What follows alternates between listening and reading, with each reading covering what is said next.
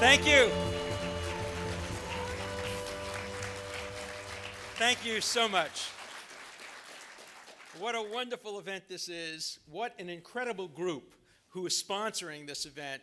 They have treated me so warmly, so wonderfully. They have really made me feel at home in a country that has been somewhat cool to me in other respects. But this organization has been as warm as anybody could possibly be. The friendship that we mutually feel for each other and for Norway, for Israel, for democratic values, for Judeo-Christian values, for Abrahamic values, for all the values that I think join us together in this room are so evident in the warm feelings here today. I've been asked to speak here about several subjects. I want to start by talking about the substance of the issues that are involved in the Middle East conflict. I want to talk particularly about international law as it relates to the Middle East. If the translator thinks I'm going too fast, please let me know and I will slow down. I come from Brooklyn where we talk very, very, very fast. And so I appreciate if you'll let me know if I'm going too fast. Let me first talk about international law. Then I would like to talk about the role of Norway in the peace process involving the Middle East and a range of other subjects. International law. What is international law? It's very, very different from domestic law. Everybody knows what the sources of Norwegian law are. You have a parliament, you elect your parliament, you have a fair system of representation. If you don't like the law, you elect other parliamentarians, they can change it. You are bound by the law of Norway through a social contract. You have agreed to be citizens, the Norwegian government has agreed to protect you, and you have agreed to comply with the law. This goes back to the earliest times of democratic theory. What is international law? International law is not democratic. That is, there is no international legislature that decides what the law is. International law is customary. It's elitist. It is formed by judges, some judges appointed by governments, some by the United Nations. It is formed by scholars. In that respect, it's a little bit like Sharia or Christian law or Talmudic law. It's an elite system which becomes accepted over time through practice. What are the criteria for deciding whether international law is appropriate? Because law is never self-defining. One of the oldest principles of Christianity is that you must make your own decisions. You render unto Caesar, to be sure, but you make your decisions as to whether law is moral, and you have to live by your own conscience and your own morality. That's true of every basic philosophy and every basic religion. I suggest there are three criteria for international law. The first and most important one is neutrality. It must be equally applicable to all parties without regard to who they are, without regard to how popular or unpopular they are. It must be neutrally and fairly applied. The second criteria is it must be predictable in advance. That is, you must be able to know if you're an actor how your conduct will be treated under the law. And third, it must be practical. That is, it must provide reasonable alternatives. Let me give you an example from the current disputes that are going on in the Middle East. You all were here when Israel had to go into Gaza to try to prevent rockets from hitting Sderot and killing many, many children and psychologically traumatizing others. Many in Norway and many in the international community condemned Israel for what it did, but nobody ever told Israel what it should have done. What should a country do that is having rockets directed at its children? What would Norway do? What would the citizens of Oslo demand if rockets were coming from a neighboring state? My president, Barack Obama, went to Sderot where the rockets were hitting and said, if the rockets were hitting my children's homes, I would do everything in my power to stop that, and I would expect that Israel will do the same. So the other criteria is providing reasonable alternatives to prohibited solutions. The great philosopher John Rawls, who for many years taught at Harvard and has influenced generations of philosophers today, came up with a very interesting, I would call it, gimmick for deciding whether law is valid, international law as well as domestic law. He said everybody should live under a veil of ignorance. Before you decide what the right rule should be, it's a variation of Kantian philosophy. Before you decide what a rule should be, you shouldn't know who you're going to be in the world in which the law is applied. You don't know whether you're a man or a woman, so you have to have laws that are fair to men and women. If you know you're a man, maybe the psychological inclination would be to favor men. You don't know whether you're black or white. You don't know whether you're tall or short. You don't know whether you're physically challenged or physically fit. You don't know whether you're gay or homosexual. You don't know whether you're born into Christianity or Islam or Judaism, or your parents gave you no religious training. You just don't know who you're going to be in the world, and you have to come up with a system of rules that would be fair to everybody. What a wonderful test. Now, could international law today pass that test? Let's apply several criteria of international law to some of the most contentious issues in the Middle East today. So you all know that there is a tremendous opposition in Norway and in many other places to what is called the Israeli occupation of the West Bank. By the way, that's not the way the occupation is defined in academia here in Norway. Probably many of you know about the petition that was circulated and got 191 signatures of professors at Trondheim and other universities. It talks about the occupation. Let me read you the first sentence. Since 1948, the state of Israel has occupied Palestine. This is not about 1967. This is about the very existence of the state of Israel. When I spoke last night at the university, one of the women students said, I favor the petition. And I said, are you aware the petition calls for the abolition of the state of Israel? She said, no, I thought it meant only the 1967 occupation. So when you use the word occupation, you have to be very careful. The enemies of Israel slide in a very sneaky way the word occupation into delegitimation of Israel's very right to exist.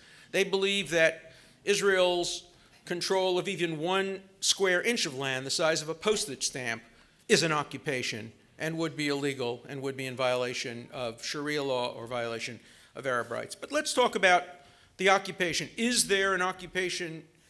Start with 1948 and then go to 1967. Of course there's no occupation in 1948. In 1948, when the UN made its decision to divide that land, many Jews lived in what was then called Palestina from the Romans, and many Arabs lived there. Jews had a majority in some parts of the country.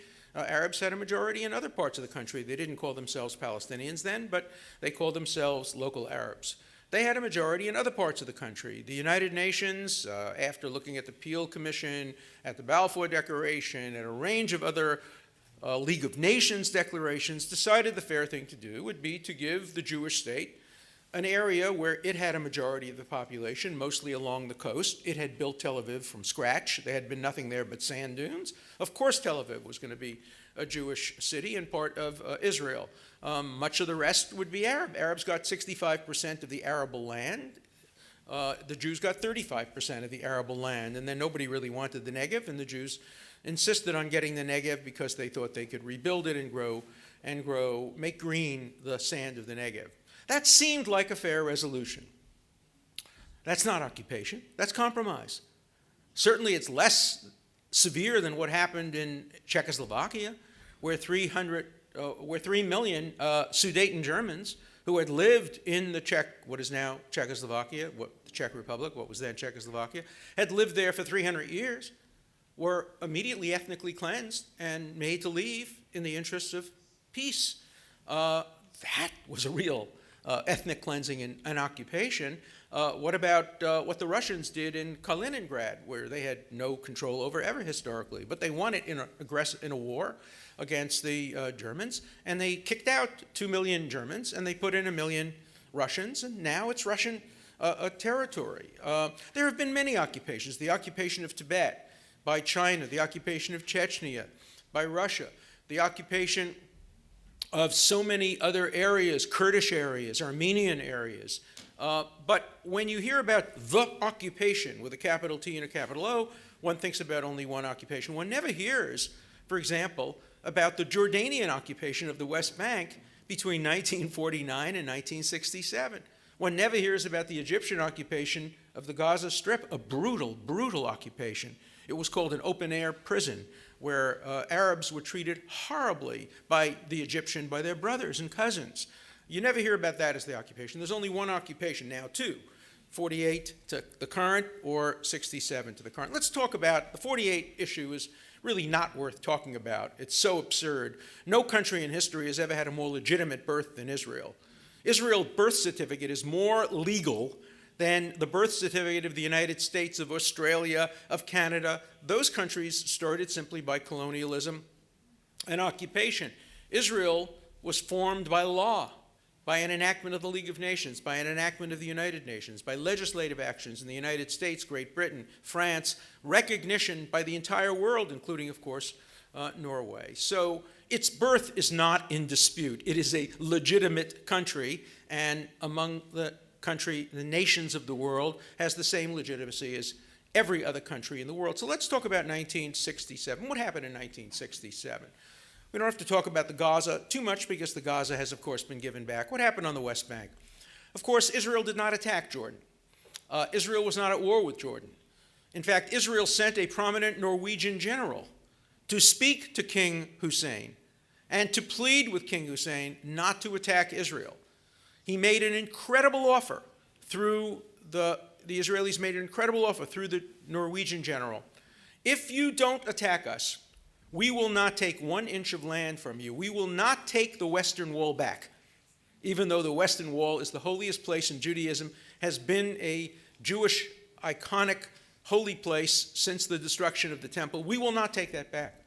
We will not take back the Jewish quarter, which has been in Jewish hands essentially since the days of Abraham. You walk through the Jewish quarter, many of you have done so.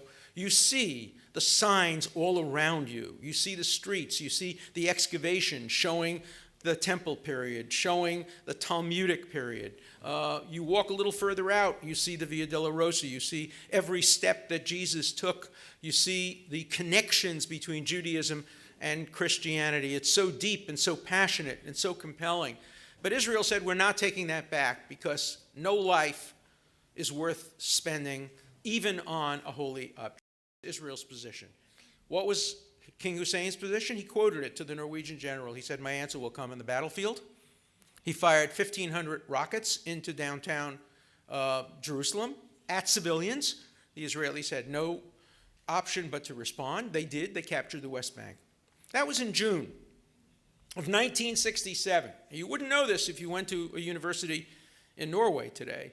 But what happened in July of 1967? What happened is the Israeli government, through Moshe Dayan, made an offer to the Palestinians. The offer was, we will give you back every inch of land captured if you just make peace with us.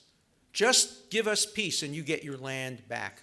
Peace for land, land for peace. The Arabs all went to Khartoum to have a conference. They issued their 3 famous no's. No peace, no recognition, no negotiation. At that point, what was Israel to do? Israel had to hold on to that land in an effort to try to negotiate peace. As Abba Eban said in response to the Khartoum Declaration, it's the first time in history that the winners in a defensive war have sued for peace and the losers have demanded unconditional surrender. Or as he put it another time, the Palestinians don't know how to take yes for an answer. They were offered the land back. They said, no, no, no. The Palestinians have never missed an opportunity to miss an opportunity. And this was one opportunity they missed in 1967. The opportunity didn't go away.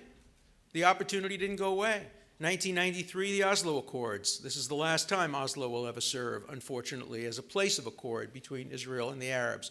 There will never be another peace process in Oslo. Oslo has lost its role as a neutral arbiter between Israel and the Palestinians, unfortunately, because the Oslo Accords, I think, held enormous promise. And the Norwegian government and the Norwegian people should be very proud that it was selected as a place where Nobel Prizes could be won in Oslo, not only presented in Oslo, but won in Oslo, and several Nobel Prizes were won because of the Oslo Accords. A very, very proud and potentially constructive moment, but nothing really came of it. Why? Because building on the Oslo Accords, President Clinton and Ehud Barak offered the Palestinians everything they had ever dreamed for in 2000, 2001, 100% of the Gaza, 95 to 97% of the West Bank, and in exchange for the 3 to 5% land in other areas of the country to make up for it, to compensate for the fact that Israel had in fact built neighborhoods that could not be torn down in Ma'ale Adumim and Gilo and other areas right outside of Jerusalem. They offered a divided Jerusalem. Do you know how painful that was? It's like cutting out your own heart. Jerusalem, the heart and soul of the Jewish people. I grew up as an Orthodox Jew. 3 times a day I prayed to return to Jerusalem. Im eshkachech Yerushalayim. If I forget Jerusalem, may my tongue cleave to my mouth. May my right hand lose its cunning. The 2 things Jews pray for more than anything else is Yerushalayim, Jerusalem, and Shalom, peace. That's all you hear. You go to a synagogue, every word, if you only know 2 words in Hebrew, Yerushalayim and Shalom, you can sit in a synagogue on a Friday night, a Saturday, a Jewish holiday, and you will hear over and over again, Shalom, Yerushalayim, Yerushalayim, Shalom. And yet Israel was prepared, in the interests of Shalom, peace, to give up parts of its heritage in Yerushalayim, in Jerusalem. And yet the Palestinians turned it down. The Prince Bandar of Saudi Arabia, shook his finger at Arafat and said to him, if you turn down this offer, you are committing a crime against the Palestinian people. And Yasser Arafat committed that crime against the Palestinian people. Then he compounded it, because he went back to his bunker and called for an intifada. And the intifada resulted in 5,000 unnecessary deaths. 1,000 Israelis were killed, babies, children, people going to pizza parlors, adults, emigres from Russia who were dancing in the Dolphinarium on a weekend night, blown to pieces. And 4,000 Palestinians were killed. It was a terrible, terrible tragedy. The blood of those victims are on the hands of Yasser Arafat and on the hands of those who turned down the peace offer in 2000 and 2001. And then it was repeated. And then it was repeated. Ehud Olmert offered in 2007 and 2008 virtually the same thing, and the Palestinians again walked away. Why did the Palestinians walk away from these deals? I can give you an answer in one word. Norway. Norway is the reason the Palestinians walk away from deals that require them to compromise. Why? Because Norway has told the Palestinians very simply, you don't have to compromise. You don't have to do anything. We will recognize the PLO. We will give you ambassadorial status. We'll recognize your state. We'll give you everything you want. You don't have to give Israel anything. You don't have to negotiate. We will give you what you want without you doing anything in return. Norway. That's the problem. The problem is governments who are prepared to tell the Palestinians, we will demand everything of Israel. We'll boycott them if they don't do what we want. But of you, the Palestinians, we demand nothing. You just sit still. We'll give you what you want, as if you're the only country ever occupied. What's the difference between the occupation of the West Bank and the occupation of China, the occupation of Tibet by China, the occupation of Chechnya? There are several differences. One, the Palestinians have gotten attention through terrorism. The Chechens and the Tibetans, for the most part, have not. Two, the Palestinians have allies who have oil, and their enemy is Israel. Their perceived enemy is Israel. And the other third difference is Israel has offered to end the occupation. None of these other countries have. Has China ever made an offer to Tibet? Has Russia ever made an offer to Chechnya? No. The Palestinians are sitting on an offer right now. Just this week, Prime Minister Benjamin Netanyahu said to the Palestinians on a CNN interview with Piers Morgan, come to Jerusalem, invite me to Ramallah unconditionally. Let's negotiate. You will get the land. You will get 90-something%, and we will give you the others in return. We'll have to negotiate hard about Jerusalem. We'll have to negotiate hard about some rights of return or refugee status. But at the borders, we can figure them out. Come and negotiate. And the Palestinians won't sit down to negotiate to get their land. Who ever heard of that? I'm a lawyer. I negotiate all the time. And when I negotiate, I don't say I'm refusing to sit down when I want a position, when I want something. When you want something, you sit down and negotiate. You don't impose preconditions for negotiation. So is Israel in compliance or out of compliance with Resolution 242 of the UN? You read that, you hear about that, all the questions I was asked at the universities, 242, 242. I know a little bit about Resolution 242. I was there when it was drafted. I was Arthur Goldberg's law clerk when he was on the Supreme Court. He called me to the Waldorf Astoria during the negotiations for 242 and asked me to help him with the draftsmanship and the wording. I know what happened. I know the debates that occurred. And the end result of the 242 debate was that Britain and the United States insisted that the word territories be put in 242, not the territories, not all the territories. In other words, they adopted essentially what was then called the Allon Plan.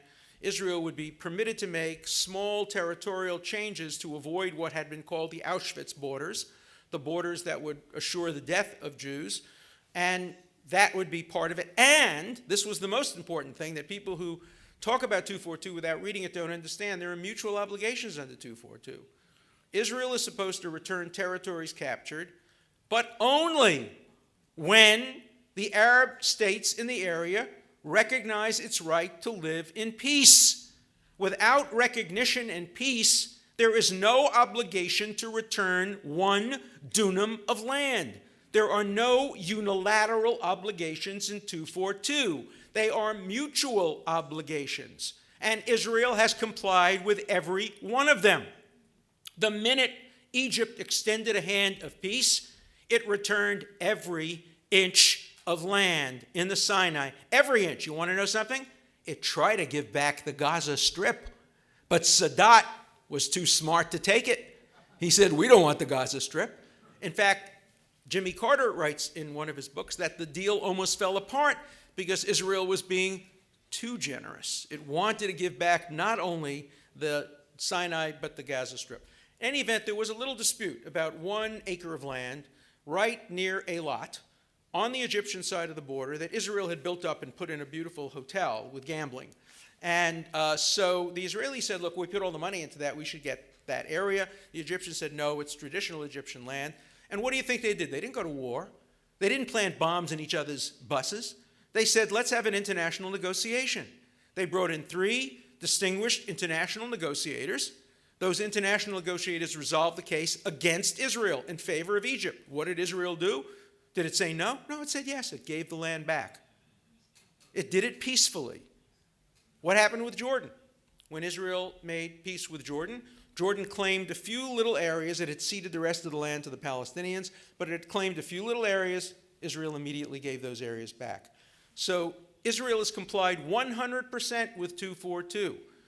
And as soon as the Palestinians are prepared to make peace and recognize Israel's right to exist as the nation state of the Jewish people and to forswear violence, which is obliged under 242, Israel has offered to give back that land. So who's not in compliance with 242? Let me tell you who's not in compliance with 242. Syria, Iran, Iraq, Saudi Arabia. All the countries that haven't made peace with Israel are not in compliance with 242. Israel is in compliance with 242. And that's a myth that has to be exposed, but you wouldn't know that if you went to the universities here in Norway, because books that make that case are not even permitted in the university. I was told today that a group of people offered to send my book, The Case for Israel, free of charge, in Norwegian, to the various university libraries in Norway, and the offer was declined. Students should not be exposed to such controversial teachings like the two-state solution and peace and end of the settlements that I advocate in my book. So that's the occupation under international law. Let's talk about how Israel responds to rocket attacks and to terrorism. That's been a major source of controversy, obviously. Israel does respond. Prime Minister Benjamin Netanyahu said yesterday, after the terrible bus explosion that could have killed 50 people, children, injured 30, killed 1, a bomb with ball bearings. You know, the bombs aren't just bombs, explosions. They put ball bearings to kill as many civilians as possible. Often they soak the ball bearings in rat poison in order to prevent coagulation. Rat poison is an anticoagulant, makes it much harder to treat. At one point, they were even trying to use various diseases, biological warfare, in the bombs in order to make it more difficult for first responders to be able to get to the scene and treat without themselves having been exposed to disease. And as you know, in many of the bombings, what happened is first one bomb goes off, and then the first responders come, and as soon as the first responders come, a second bomb goes off to kill the first responders, to make it much more difficult for first responders to come. So, and Netanyahu announced the other day that there will be repercussions. Every democracy would. If there were buses, God forbid, exploding in downtown Oslo, believe me, the Norwegian government would be diverting its planes from Libya and bringing them back here and saying, let's protect the citizens of Norway. That's the first obligation of every democracy. When I went to Sderot with my wife, who's here today with me, and we were there on the holiday of Purim, the holiday of Queen Esther, 2 years ago or so, and a rocket hit not far from where we were. It was really scary. My wife, who's a neuropsychologist and deals with a lot of adolescent children, told me she saw a case of traumatic stress syndrome among thousands of people. Every kid was stressed. You have to be 9 seconds away from a shelter. You can't go to a dance, you can't play soccer, you can't go to the movies. You have to be 9 seconds away from a shelter, otherwise you'll be killed if a rocket hits. So what are you supposed to do when there are rocket attacks? And now there are increasing rocket attacks. And now there are murders. The Fogel family murdered. Why were they murdered? Because Israel eliminated checkpoints in order to try to make peace. It made it easier for terrorists to come in the middle of the night to Ithamar and kill a family of 5 people in cold blood. By the way, let me take a pause. When I spoke yesterday at the university and I talked about the killing of the Fogel family, some student in the back who identified himself as a Palestinian student said, well, there's no difference. Israel kills children too.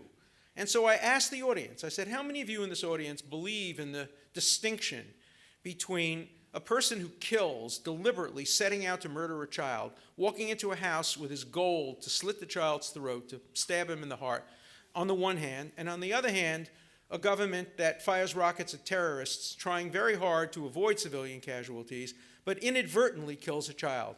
How many think there's a difference? Most of the audience raised their hand, but a large number of students, most of whom who identified themselves as pro-Palestinian, said, no, there was no difference.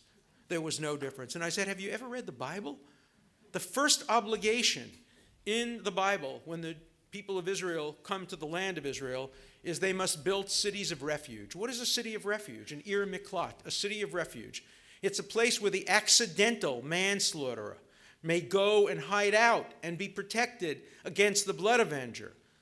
The Bible makes a sharp distinction between deliberate killing and killing that is inadvertent. The Quran makes that distinction. St. Augustine, in his brilliant writings on just war, is the basic distinction. It is never, ever legally, morally, ethical, deliberately to set out to kill an innocent human being.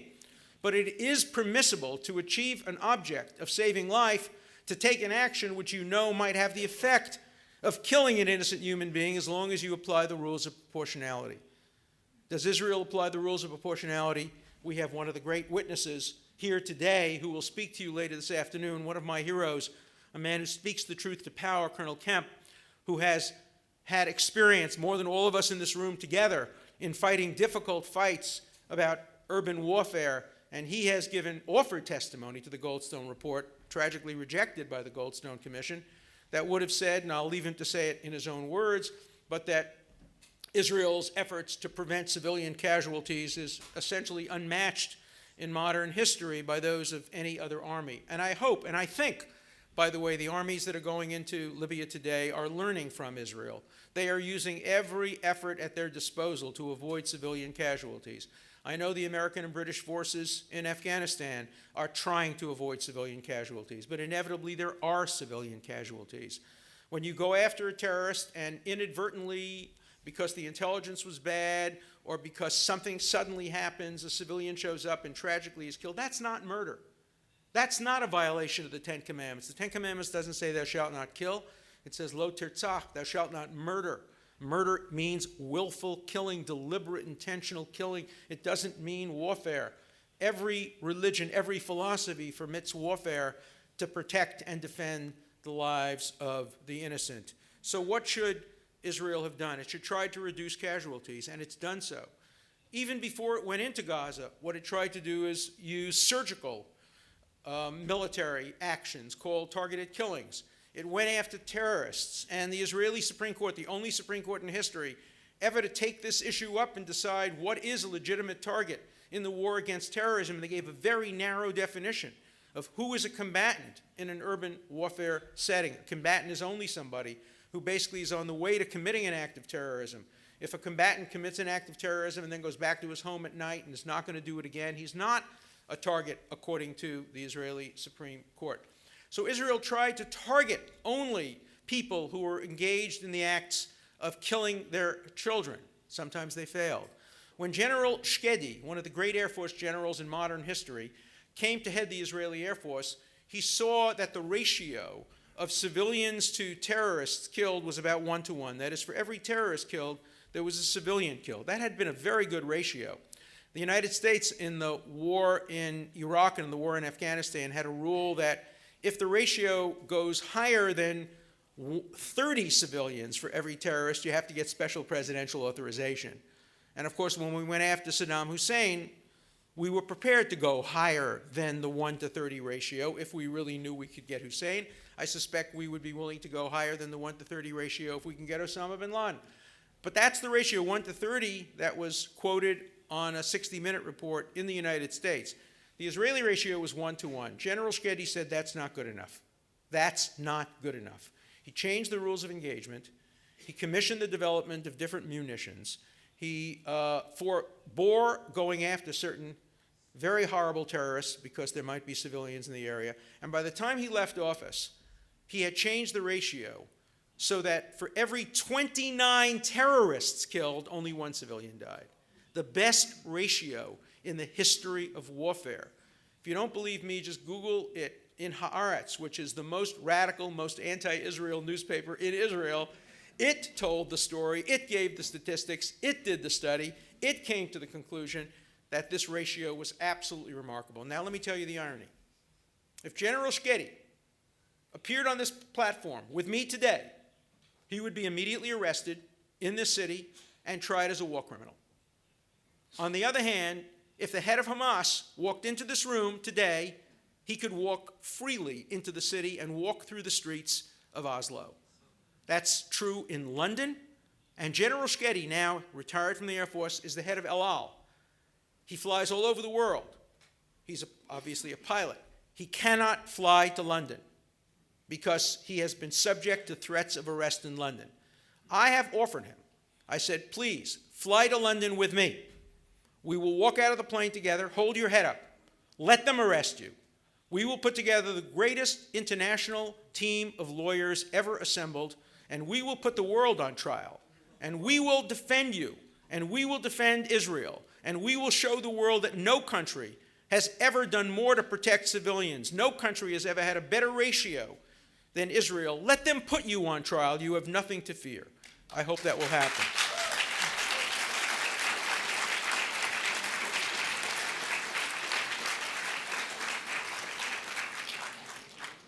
So how does current law fare when it comes to these issues? It fails. What I call the attempts to use law today against Israel, I call it guerrilla lawfare.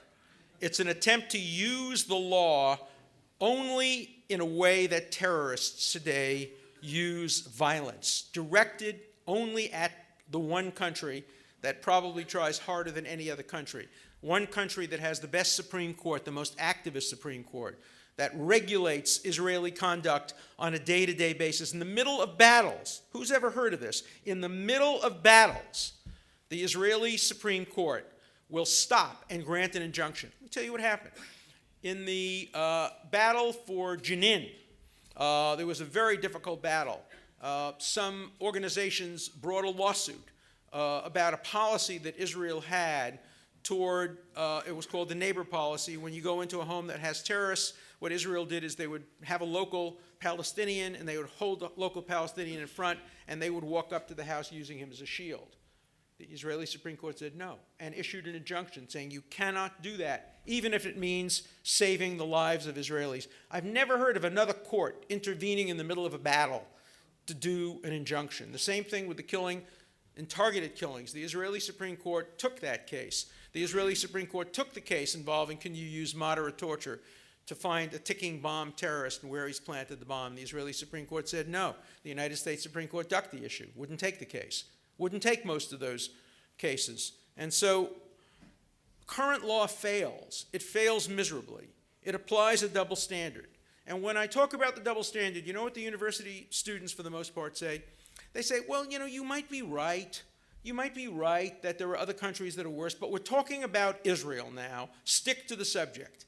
And I'm reminded of the story of President Lowell, who was a very bigoted president of Harvard University in the 1910s and 1920s. He didn't like the fact that too many Jews were applying to Harvard, so he imposed a very small quota. And to justify the quota, he said, Jews cheat. And one of the great alumni, Learned Hand, wrote to him and said, Mr. President, Protestants cheat too. And Lowell said, you're changing the subject. We're talking about Jews now. And that's what happens at the UN. We're changing the subject. We're talking about Israel now, but that's all they talk about at the UN. In the last 50 years, Israel has had more resolutions condemning it than all of the other nations of the world combined. Who have been the victims? Not Israel. Israel's fine. It has the sixth strongest army in the world. It can protect itself. It can defend itself. Let me tell you who the victims are of this double standard. The victims of this double standard are the 2 to 4 million people who were killed in Cambodia when the UN did nothing, when Noam Chomsky praised Pol Pot and said there was no genocide going on. You know what the UN was doing in 1975 when 2 to 4 million people were being murdered by Pol Pot in Cambodia? They were debating that Zionism equals racism. That was the debate at the UN. Not a single debate, not a single resolution on Cambodia during that entire year. Not a single condemnation until after it was over. A little bit too late. What happened in Rwanda? What happened in Darfur? Go back and look at the debates that were going on at the UN Human Rights Council and its predecessor during the genocides in Rwanda and Darfur. They were debating Israel. They debate Israel all the time. That's all they do. The UN Human Rights Council has a commission on women. Guess who sits in the chair this year of the UN Council of Human Rights on Women? No, not Norway. No, not Israel. No, not the United States. Iran. It was a tough fight. Iran had to beat out Libya. Libya used to serve on the Human Rights Council. They were finally thrown out. Who serves on the Human Rights Council of the UN? Violators of human rights. They serve on the council in order to give themselves exculpatory immunity from any condemnation. And they spend their time condemning Israel over and over and over again. That's the way the UN operates. You have to ask yourself the question, why? Why Israel? I'm reminded of the terrible joke of what happened when Hitler was giving a rally at Nuremberg, and he yells out at the top of his voice, who is causing all the problems of Germany? Expecting the audience would say the Jews. And an old man in the back yells out, the bicycle riders.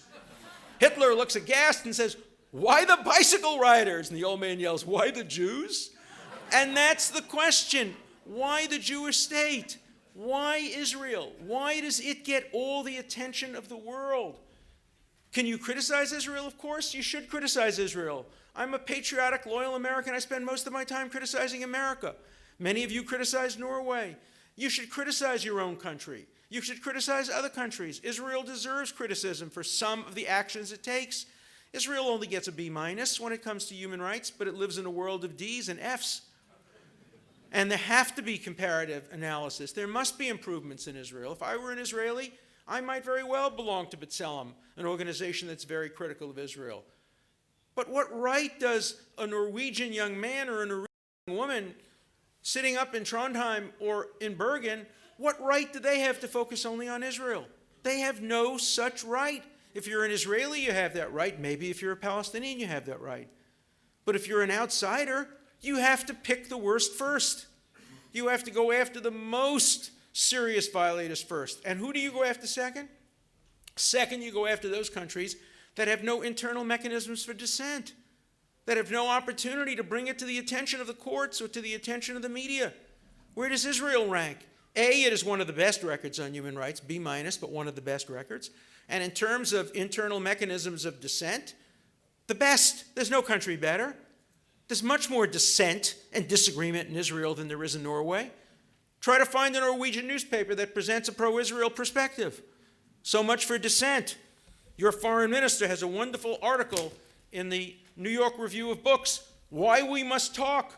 Why the essence of Norway is dialogue, dialogue, dialogue. We talk to Hamas. We won't talk to Dershowitz.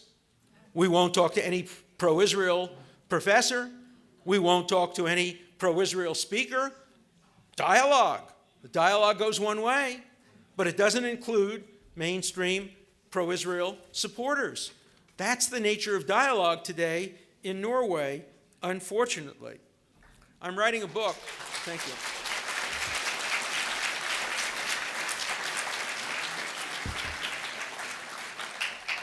I'm beginning to work on a new book. It's called The Second 6 Million. Its thesis is very simple.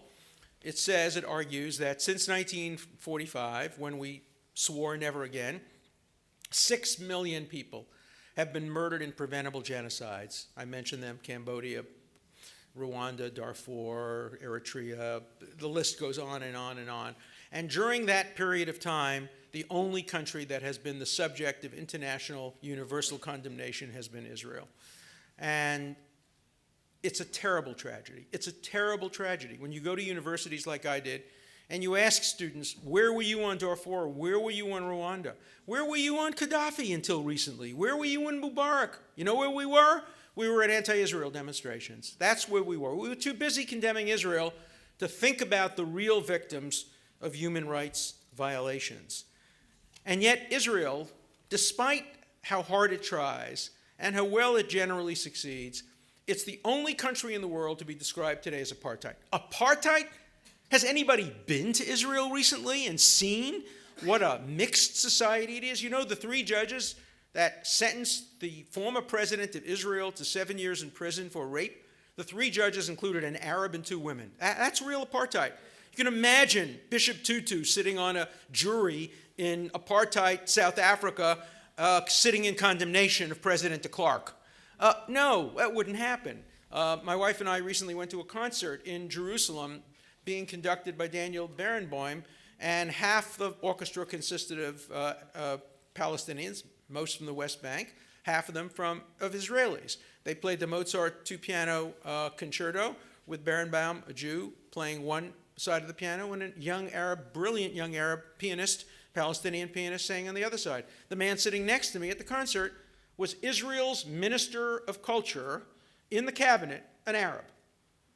Sitting a few rows behind was a Supreme Court justice, an Arab. Sitting in the audience as well were 12, 15 members of the Knesset, Israeli Arabs. Is Israel's treatment of its Arab population perfect? No. Is Norway's treatment of its Muslim population perfect? No. Is America's treatment of its black population perfect, despite the fact that we have a black president? No. Every country has to struggle much more for racial equality, for gender equality, for sexual orientation equality, for better environmental control. Israel struggles in each of those areas. It's the only country in the Middle East. Let me make a categorical statement here today. Israel is the only country in the Middle East that is not an apartheid state. Amen. Not an apartheid state. Think of every other country. Every other country has gender apartheid. Every other country has sexual orientation apartheid. We're learning a lot now about Bahrain, which has apartheid between Sunnis and Shias, where the Sunni narrow leadership is imposing apartheid on the Shias. We see the opposite in other parts of the world. Every single Muslim country practices religious apartheid, does not allow Christians to practice their religion openly. There's one country in the Middle East where Christianity is thriving today, Israel. The only country which has increases in Christian population. And I hope more Christians move to Israel and more Christians visit Israel. Israel and Christianity have a tremendous amount in common. A, the birthplace of both religions. B, religions of tolerance and love and peace. Religions that have brought so much to the world. Islam is a great religion too, if only the people who today speak in the name of Islam would look to its core and look to what the word Islam means and even what the word jihad means and give it its true meaning rather than a political meaning and a military meaning. There's material in all of our holy books, whether it be the Jewish Bible, the Christian Bible, the Quran. There's material in each of our books that can be interpreted in multiple ways. It's not a question of what the text says. It's a question of how the people who live it, and what words they take seriously, and what they interpret, and what they take out of these holy books. And we can work together to make sure that our common tradition works toward peace and works toward harmony. And I'm hoping that the people of Norway will fulfill their great tradition. Norway has the highest levels of aspiration of virtually any country I've ever been to. It aspires very high. It claims to apply a very high standard. It uses wonderful concepts of human rights, equality, dialogue, speech, but I wish it would do a better job of complying in an even-handed way with many of these principles. In the past 15 or 20 years, I'm afraid that many of this society, many in the academy, many in the media, many among politicians, have blinded themselves to the reality and complexity of what is going on in the Middle East today. And I'm confident that the organization sponsoring this event and events like this one will prick the conscience of the good and decent people of Norway, the people who came to the rescue of Jews during the Shoah, the people who resisted efforts by Quisling and others to impose Nazism on the good people of Norway, the people who have showed an independent spirit, an independent pioneering spirit from the beginning of recorded history. My wife and I just came from the Viking Museum. It was an inspiration to see the origins of this country and how Vikings landed in North America. And we're so proud of the combination. I grew up in a neighborhood of Jews and Norwegians who lived together in Brooklyn. And we were such good friends. We worked together so closely. I hope we continue to work together peacefully. I hope we can continue to work together constructively. And I hope in the end we will bring about shalom, salem, and peace. Thank you very much.